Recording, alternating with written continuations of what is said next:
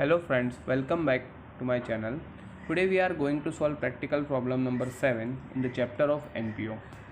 यहाँ आप देख सकते हो from the following transaction of receipt and payment account, पवन पुत्र हनुमान व्यायामशाला Parbhani and the adjustment given, you are required to prepare income expenditure account and balance sheet as on 31st March 2019. आपको ये दो चीज़ यहाँ पे पूछा है कि आपको ये दो चीज़ बनानी है.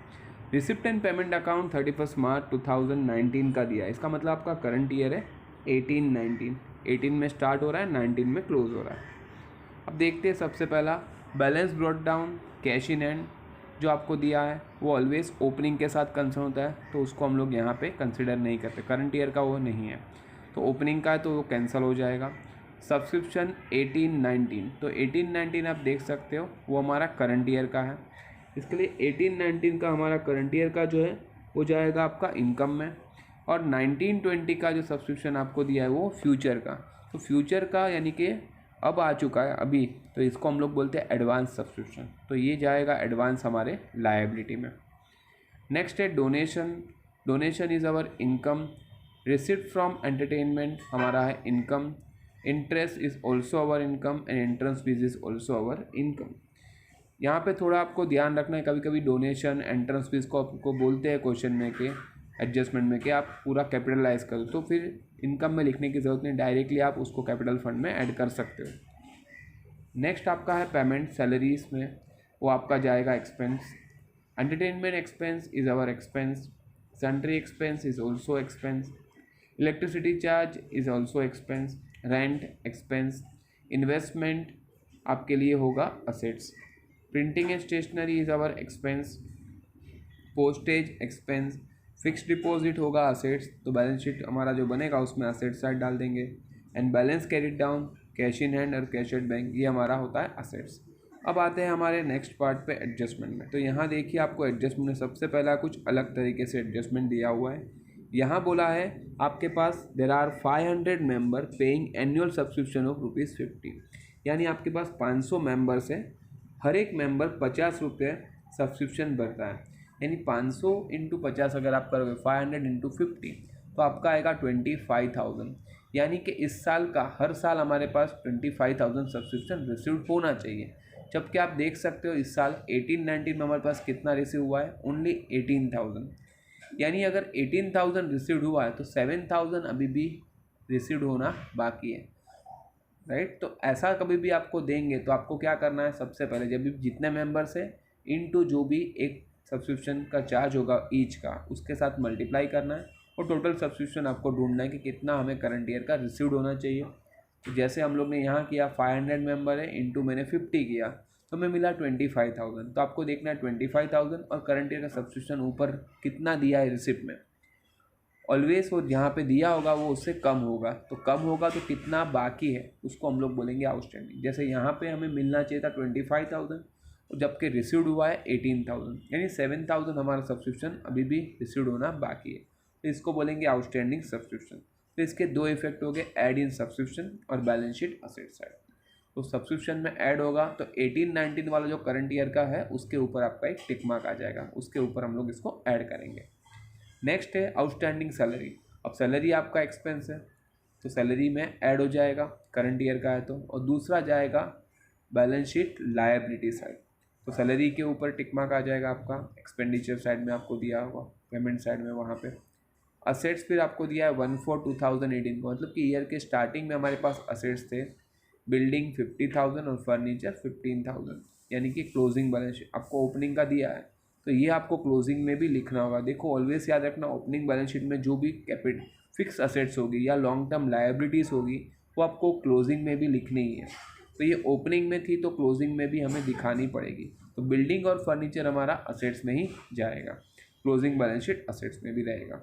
नेक्स्ट है provide depreciation on building and furniture 5% and 10% respective, मतलब कि बिल्डिंग के ऊपर आपको 5% डेप्रिसिएशन चार्ज करना है, जबकि फर्नीचर के ऊपर आपको चार्ज करना है 10%. तो दोनों के ऊपर एक्सपेंस एंट्री एक ही होगा, less from building expenditure side और दूसरा होगा less from furniture expenditure side. दोनों के ऊपर बिल्डिंग और फर्नीचर जो आपको ऊपर ही दिया हुआ है एडजस्टमेंट 3 में, उस दोनों के ऊपर एक एक टिक मार्क कर देना है, क्योंकि हमें उसके अमाउंट में से ये माइनस करना है। नेक्स्ट है 50% of entrance fee to be capitalise. देखो यहाँ मैंने बताया था ऊपर, वहाँ यह लिखा है कि एंट्रेंस फीस का आधा हिस्सा आपको कैपिटलाइज करना है, मतलब कि उसमें से आधा निकाल के आपको कैपिटल फंड में ऐड करना है। तो less from entrance fees add in capital fund, less from entrance fee हो जाएगा, तो उसके लिए एंट्रेंस फीस के ऊपर आपका एक टिक मार्क आ जाएगा। नेक्स्ट आपको बोला है इंटरेस्ट ऑन इन्वेस्टमेंट, जो हम लोग को यहाँ इन्वेस्टमेंट आप देख सकते हो ऊपर ही राइट हैंड साइड में पहला ही लिखा हुआ है पेमेंट कॉलम में, इन्वेस्टमेंट है 15,000 का।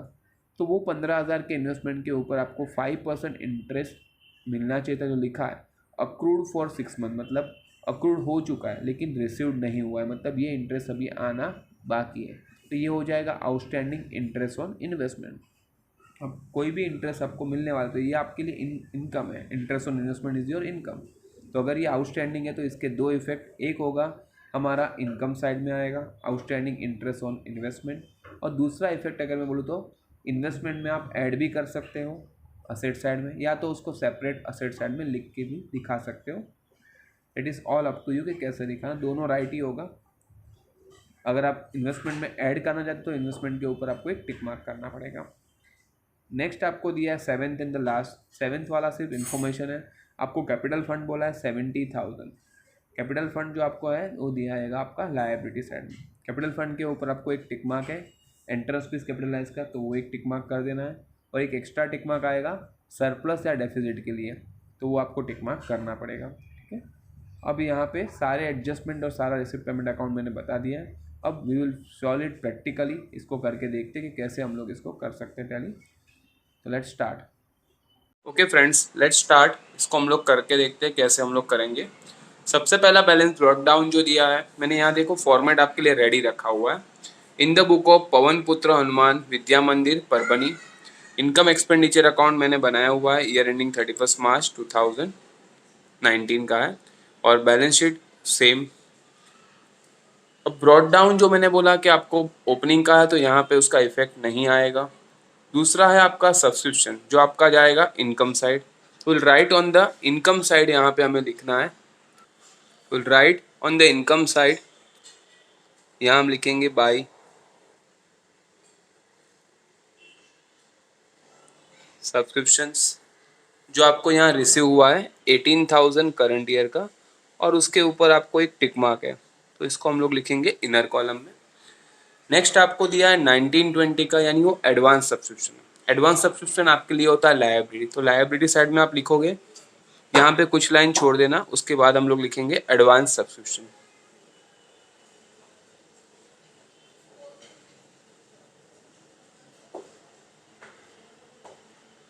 That is amounted to rupees, जो आपको यहाँ दिया है 410 रुपीज।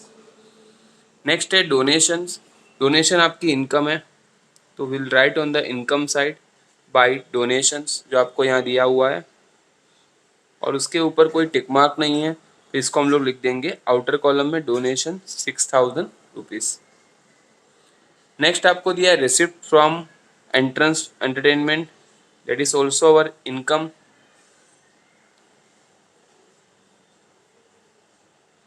तो यहाँ पे इनकम साइड में लिख देता हूँ रिसिप्ट फ्रॉम एंटरटेनमेंट, वो है आपका 5,400। यहाँ टिक मार्क नहीं है, आउटर कॉलम।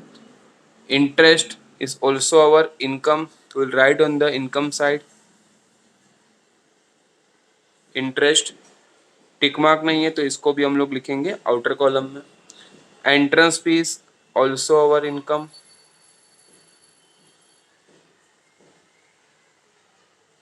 एंट्रेंस फीस 6,200, यहाँ पे एक टिक मार्क है, तो इधर कॉलम में हम लोग को लिखना पड़ेगा। Next on the payment side सबसे पहला दिया आपको सैलरीज, तो मैं एक्सपेंडिचर साइड लिखूंगा सैलरीज अमाउंटेड टू 6,000, सैलरीज के ऊपर आपको यहाँ पे एक टिक मार्क है आउटस्टैंडिंग वाला, तो उसके लिए एक लाइन छोड़ना पड़ेगा। एंटरटेनमेंट एक्सपेंस, वो भी हमारा एक्सपेंस है, तो विल राइट ईयर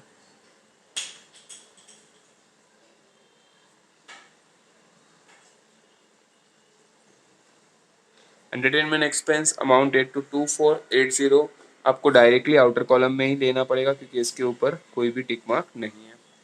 नेक्स्ट है सन्ड्री एक्सपेंस, ये भी आपका एक्सपेंस है। That one is also outer column में 1300 आपको यहाँ पे दिया हुआ है। Next is electricity charge expense. Electricity charge को भी आप यहाँ पे लिख दोगे।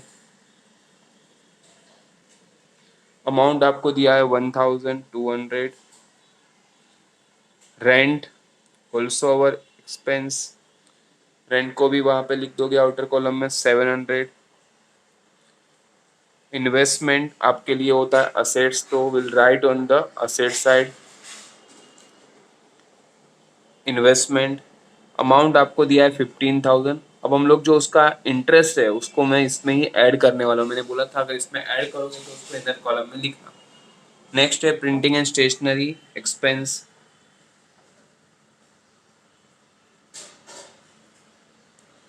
प्रिंटिंग एंड स्टेशनरी का आपको दिया है 800, टिक मार्क नहीं है तो आउटर कॉलम।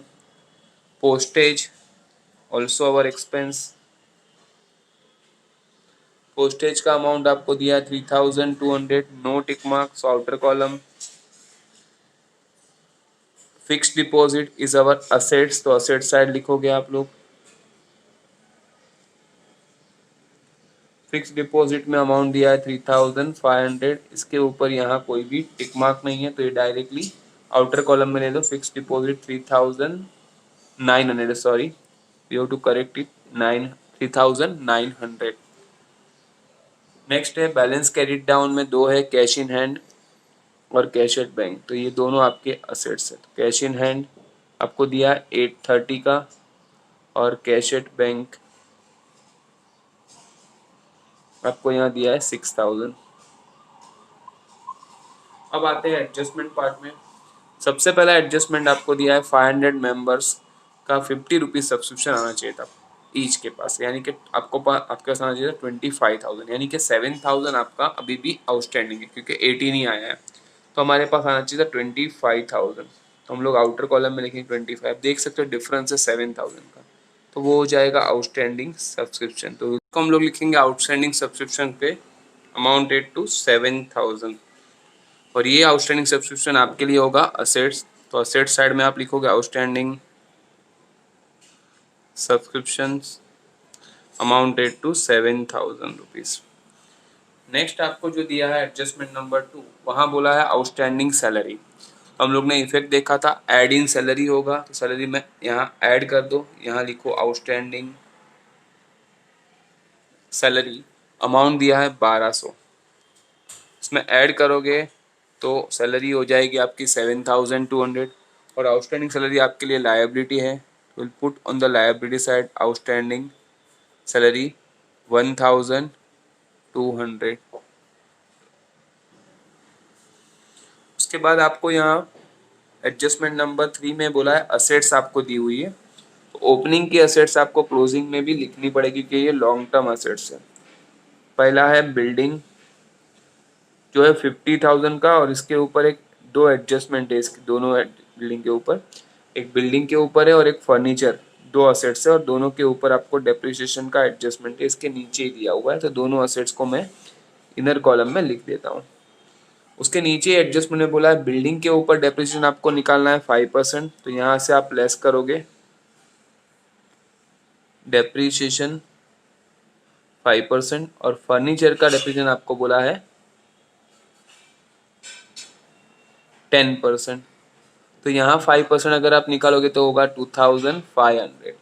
2,500 आप बाहर निकाल के रखोगे तो ये होगा 47,500, और इसका 10% होगा 1,500। 1,500 लेस करोगे तो आउटर कॉलम में होगा 13,500। अब ये दोनों डेप्रिसिएशन का इफेक्ट आपको जाएगा एक्सपेंडिचर साइड। यहाँ आप हेडिंग लिख देना डेप्रिसिएशन, और उस हेडिंग के अंदर आप दोनों असेट्स के नाम लिख दो। जैसे कि बिल्डिंग के ऊपर डेप्रिसिएशन हमारा था 2,500, और दूसरा हमारा था फर्नीचर के ऊपर जो है हमें मिला है यहाँ पे 1,500। देखो यहाँ पे जो डेप्रिसिएशन काउंट किया तो वही मैंने यहाँ लिखा है, और ये दोनों का प्लस करके आउटर कॉलम में टोटल डेप्रिसिएशन हो जाएगा आपका 4000 का। नेक्स्ट एडजस्टमेंट नंबर 5 पे आपको बोला है 50% of entrance fees to be capital, यानी एंट्रेंस फीस का आधा पैसा आपको कैपिटल फंड में ऐड करना है। तो यहाँ से मैं माइनस करूंगा, यहाँ लिखूंगा कैपिटलाइज, कितना 50% यानी उसका आधा, तो आधा माइनस करोगे तो बचेगा आउटर आधा, और ये आपको कैपिटल फंड में ऐड करना है। तो हम लोग यहाँ कैपिटल फंड जो यहाँ होता है उसके अंदर ये ऐड होगा एंट्रेंस फीस। तो मैं एंट्रेंस फीस तो मुझे पता है, मैंने लिख देता हूँ। कैपिटल फंड अभी तक मैं एडजस्टमेंट में पहुंचा नहीं हूँ, तो मैं सिर्फ उसके लिए जगह छोड़ देता हूँ।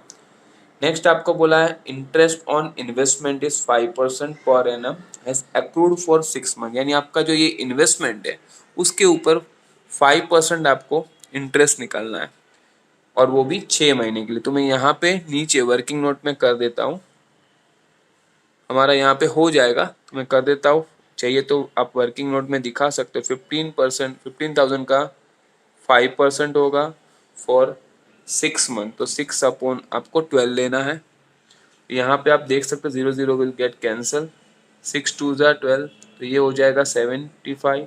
75 इंटू 5 करोगे तो आपका आ जाएगा 75 इंटू 5, दैट कम्स टू 375।